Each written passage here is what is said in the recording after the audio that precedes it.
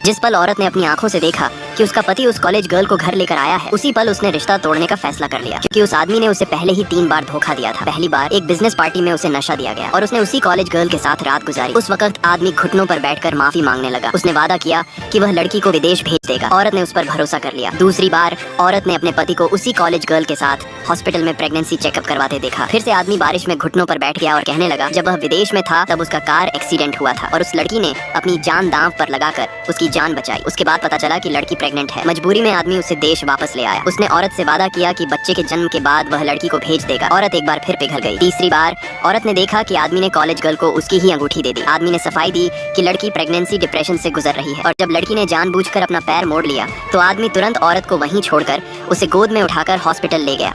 यह सब देखते हुए औरत को आखिरकार समझ आ गया, धोखा कभी एक बार नहीं होता, यह बार बार होता है। और जो बात उसे और ज्यादा तोड़ गई वह यह थी कि आदमी उस लड़की को प्रेगनेंसी के दौरान घर ले आया और उसे ढेर सारे तोहफे दिए। यह देखकर औरत का दिल पूरी तरह टूट गया। सुबह जब औरत उठी तो उसने देखा कि आदमी उस बच्चे से बातें कर रहा था जो लड़की के पेट में पल रहा था। दोनों यह सोच रहे थे कि बच्चा किस पर जाएगा। भले ही औरत ने छोड़ने का फैसला कर लिया था, लेकिन फिर भी उसके दिल में खालीपन था। अपने मन को हल्का करने के लिए औरत फूलों की दुकान पर गई, लेकिन वहाँ भी उसका पति उसी लड़की के साथ मौजूद था।